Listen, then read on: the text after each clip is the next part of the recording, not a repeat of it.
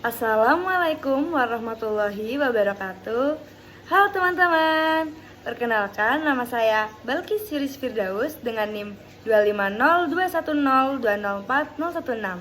Saya dari kelas A, dari Pendidikan Guru Sekolah Dasar. Di sini saya akan menjelaskan tentang hakikat, karakteristik, ruang lingkup, dan sejarah perkembangan IPS di Indonesia. Sebelumnya, teman-teman tahu nggak apa itu IPS? Nah, IPS merupakan mata pelajaran yang pembahasannya tentang penyederhanaan dari pembelajaran geografi, sosiologi, sejarah, ekonomi, dan lainnya. Pada tingkat sekolah dasar, pembelajaran IPS merupakan salah satu bagian dari 5 mata pelajaran yang ada pada pembelajaran tematik. IPS berfungsi sebagai pendidik yang mendidik peserta didik untuk menjadi warga negara yang baik dan memahami dinamika sosial yang kompleks. Yang pertama, hakikat IPS. Hakikat IPS adalah telaah tentang manusia dan dunianya. Manusia sebagai makhluk sosial selalu hidup bersama dengan sesamanya. Dalam kehidupannya, manusia harus menghadapi tantangan-tantangan yang berasal dari lingkungannya maupun sebagai hidup bersama. IPS memandang manusia dari berbagai sudut pandang.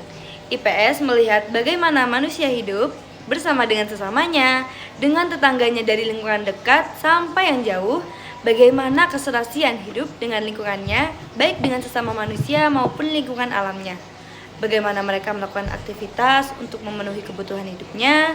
Dengan kata lain, bahan kajian belajar IPS adalah manusia dan lingkungannya. Lalu yang kedua, karakteristik IPS. Dalam konteks pendidikan ilmu pengetahuan sosial, salah satu bidang studi yang memiliki karakteristik khas baik dilihat dari aspek ruang lingkup, materi, maupun pendekatan pembelajarannya.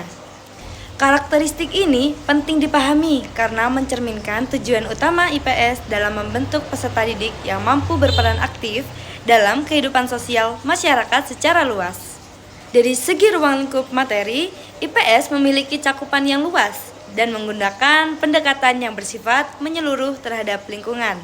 Pendekatan ini memungkinkan peserta didik untuk memahami hubungan antar manusia serta interaksi sosial dalam berbagai konteks kehidupan, mulai dari keluarga, masyarakat, juga negara. Materi dalam IPS tidak hanya bersifat kognitif, tetapi juga menyentuh nilai-nilai sosial seperti kemandirian, kerjasama, serta sikap tanggung jawab. Oleh karena itu, pembelajaran IPS dirancang untuk mendorong peserta didik agar lebih aktif, kreatif, dan inovatif. Lalu yang ketiga, ruang lingkup IPS. Ruang lingkup IPS meliputi berbagai cabang ilmu yang mempelajari manusia dan masyarakat dari berbagai sudut pandang. Beberapa cabang ilmu yang termasuk dalam IPS adalah yang pertama, geografi, mempelajari hubungan antar manusia, tempat, dan lingkungan. Yang kedua, sejarah, yang mempelajari peristiwa-peristiwa masa lalu yang berpengaruh terhadap kondisi masa kini. Yang ketiga, sosiologi, yang mempelajari struktur dan interaksi sosial manusia dalam kelompok-kelompok atau masyarakat. Lalu, yang keempat adalah ekonomi, yang mempelajari perilaku manusia dalam memenuhi kebutuhan dan keinginan dengan sumber daya yang terbatas. Lalu yang keempat, sejarah perkembangan IPS di Indonesia.